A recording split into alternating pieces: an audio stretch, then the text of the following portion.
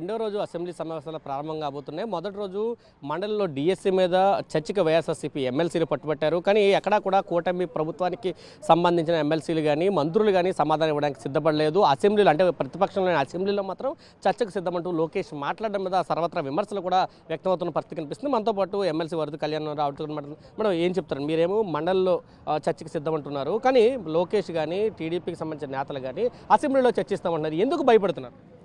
నిన్నటి నుంచి మేము చర్చ కావాలని పట్టుబడుతూ ఉన్నామండి. కానీ చర్చ అనేసరికి ప్రభుత్వం పారిపోతూ ఉంది. మేము కౌంటర్ ఇవ్వడానికి సిద్ధంగా ఉన్నాం మండలిలో అంటే అక్కడ చర్చ పెట్టకుండా ప్రతిపక్షం లేని అసెంబ్లీలో వీళ్ళు చర్చకు పెడుతూ వీళ్ళు పొగుడుకుంటూ అబద్ధాలు చెప్తూ ఉండే పరిస్థితి మనం చూస్తూ ఉన్నాం.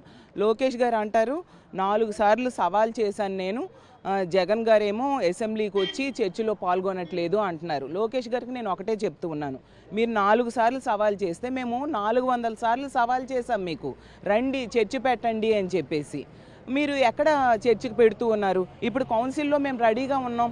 నిన్న బీఏసీ మీటింగ్లో కూడా అడగడం జరిగింది, నిన్న పెట్టలేదు. ఈరోజు మీకు దమ్ముంటే ఈరోజు చర్చ పెట్టండి, మేము చర్చించడానికి సిద్ధంగా ఉన్నాం, అన్ని ఆధారాలు కూడా మా దగ్గర ఉన్నాయి. జగనన్న గురించి మీరు సవాల్ చేస్తూ ఉన్నారు. మీరు ప్రతిపక్ష హోదా మా పార్టీకి ఇవ్వండి. జగనన్న ప్రతిపక్ష నేతగా అవకాశం ఇస్తే తగినంత సమయం దొరుకుతుంది, మీకు చుక్కలు చూపిస్తారు. డిఎస్సిలో మీరు చేసిన అక్రమాలన్నీ కూడా అసెంబ్లీ సాక్షిగా అన్ని ఆధారాలతో చూపించబోతూ ఉన్నారు జగనన్న. మీరు ఆ అవకాశం ఇవ్వట్లేదు కదా, మీరు భయపడిపోయే కదా ఈరోజు ప్రతిపక్ష నేతగా జగనన్నకు అవకాశం ఇవ్వట్లేదు. జగనన్న ప్రెస్ మీట్ పెడితే దానికి ఆన్సర్ చెప్పడానికే మీకు 2 నెలలు పట్టింది. మీరా దమ్ముల గురించి, చర్చల గురించి, సవాల్ గురించి మాట్లాడుతూ ఉన్నారు. అలాగే స్పోర్ట్స్ కోటాలో అవినీతి జరిగింది, స్పోర్ట్స్ కోటాలో అక్రమాలు జరిగాయి అనేది మీ మాటలు బట్టే అర్థమైపోయింది. ఎక్కడైనా ఈ దేశ చరిత్రలో కానీ రాష్ట్ర చరిత్రలో కానీ ఎగ్జామ్ రాయకుండా స్పోర్ట్స్ కోటాలో ఉద్యోగాలు ఇస్తారా? అది మన రాష్ట్రంలో మొన్న డిఎస్సీలో ఇచ్చారు. పివి సింధు గారితో కంపేర్ చేస్తూ ఇవ్వడం జరిగింది. ఆవిడ ఒలింపిక్స్లో మెడల్ తెచ్చుకున్న ఆవిడ. మరి మీరు ఇచ్చిన స్పోర్ట్స్ కోటాలో ఎంతమందికి ఒలింపిక్స్లో మెడల్స్ వచ్చాయి? ఆ దుర్గయ్య గారు చూసాం మనము, ఆర్చరీలో అతనికి గోల్డ్ మెడల్ వచ్చినా కూడా ఉద్యోగం ఇవ్వలేదు, అతను వెనక్కి పెట్టారు అనేసి అతనేమో ఈ మన జగనన్న దగ్గర చెప్పుకోవడం జరిగింది, ప్రెస్ ముందుకు వచ్చి చెప్పడం జరిగింది. మీరు దొంగ ఫేక్ సర్టిఫికేట్స్ ఇచ్చి, పార్టిసిపెంట్ సర్టిఫికేట్స్ ఇచ్చి వాళ్ళకు ఉద్యోగాలు ఇచ్చారు. యాక్చువల్గా మెడల్స్ వచ్చిన వాళ్ళకి ఉద్యోగాలు ఎవరైనా ఇస్తారు, మీరేమో పార్టిసిపేట్ చేసిన వాళ్ళకి ఇచ్చి మెడల్స్ ఇచ్చిన వాళ్ళకి పక్కన పెట్టిన పరిస్థితి. దీన్ని బట్టి క్లియర్గా అర్థమైన పరిస్థితి మనం చూస్తూ ఉన్నాము. అదే చర్చ జరగబోతుందా? ఖచ్చితంగా అండి, మేము చర్చకు సిద్ధంగా ఉన్నాము, అన్ని ఆధారాలు మా దగ్గర ఉన్నాయి. విపరీతమైన అక్రమాలు జరిగాయి అనేసి మేము నిరూపించబోతూ ఉన్నాము. కానీ ప్రభుత్వం పారిపోతూ ఉంది. చంద్రబాబు నాయుడు గారు అయితే చెప్తూ ఉన్నారు ఎంత దారుణంగా అంటే జగనన్న టైంలోనంట 10 నుంచి 12 లక్షల మంది విద్యార్థులు డ్రాప్ అవుట్ అయ్యారని.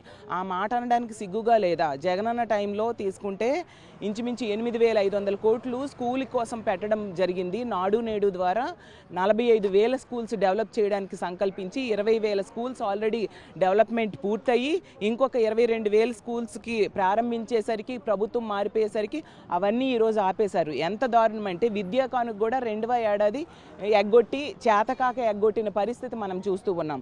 అలాగే తల్లికి వందనం అని చెప్పి మొదటి ఏడాది ఎగ్గొట్టిన పరిస్థితి, 2వ ఏడాది కూడా 20 లక్షల మంది తల్లులకు విద్యార్థులకేమో ఇవ్వని పరిస్థితి కూడా మనం చూసాం.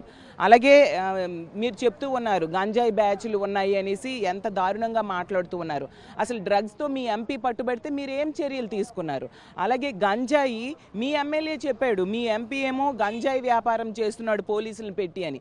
అద్దంకిలో పోలీసులు 2 పోలీసులు గంజాయితో పట్టుబడ్డారు. సిగ్గుగా అనిపించట్లేదా మీకు? ఎంత దారుణంగా మీ పరిపాలన ఉంది. డిఎస్సిలో ఫుల్గా అక్రమాలు జరిగాయి, వాటి మీద ఖచ్చితంగా విచారణ జరిగించాలి, తప్పు చేసిన వాళ్ళని శిక్షించాలి. అలాగే నైతిక బాధ్యత వహించి లోకేష్ గారు రాజీనామా చేయాలి.